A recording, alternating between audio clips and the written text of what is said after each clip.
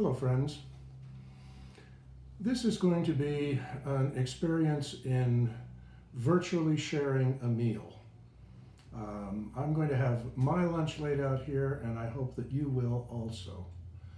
I'd like to begin, first of all, by reading a few words from the 25th chapter of the book of Isaiah. On this mountain, the Lord of hosts will make for all peoples a feast of rich food, a feast of well-aged wines, of rich food filled with marrow, of well-aged wine strained clear. Feasting is associated in both the Hebrew Bible and the New Testament with the presence of the kingdom of God. We know, of course, there are many occasions where Jesus is described as sharing meals with people, and most of those were times when he used them for a sign or a parable or a teaching about the kingdom of God. The story of the miraculous multiplication of the loaves and fishes points back exactly to what Isaiah is talking about, that there will come a time when there will be no hunger, where there will be an abundance of food and food left over for everyone. In the early days of Christianity, they did not have a little service called the Holy Eucharist or something like that. The Christian communities would gather, usually in a home, and everyone would bring food from their home to share. Something that we still do in church sometimes. We call it a potluck. And this was a sign that all cared for each other. And so, in this time where many of us are kind of on our own as far as meals go, by the way, Lynn Borrego is in the room with me here. She's just behind the camera at the moment. This time when we're on our own, I'd like us to think about making our meals a bit of an occasion and a ritual. Of course, all of us are going to just haul out a frozen pizza or throw something in the microwave from time to time, but maybe we can also take a moment to be mindful of the gift of food that God gives us and how a meal can connect us to each other and to other parts of our life. I'd like to tell you about some of the things I have here right now.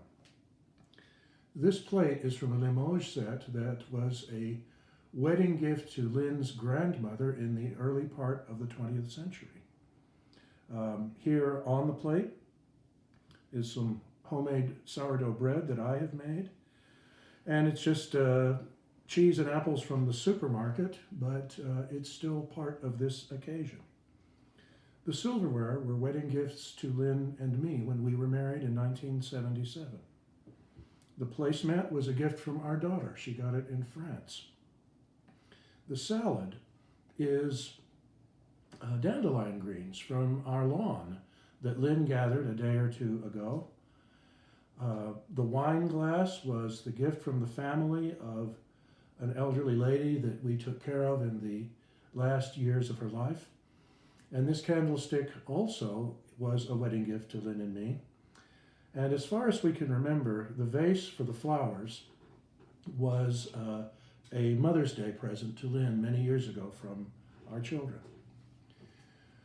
Now, again, if we're going to make this a bit of an occasion or a ritual, we don't just dive in and eat. We're hearing a lot about hand washing these days.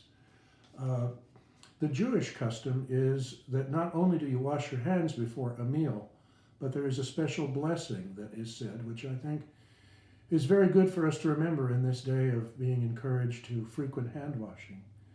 Baruch atah Adonai Eloheinu melech haolam, asher kitshanu b'mitzvotav v'tzivanu al netilat yadayim. Blessed are you, O Lord our God, King of the universe, who has sanctified us through your commandments and has commanded us concerning the washing of hands. And of course, we Christians are encouraged to thank the Lord for the gifts of food. I've always liked that very simple blessing that has been in at least the last couple of editions of the Book of Common Prayer, and which I have heard at tables throughout my whole life. Bless, O Lord, this food to our use and us to thy service, and make us ever mindful of the needs of others. Well, I'm not going to force you to watch me to eat my lunch, but I am going to ask you to remember how connected we all are through this gift of food and how it is a sign to us of the hope of God for every single one of us, that we will be gathered together and that we will all feast at once. God bless you.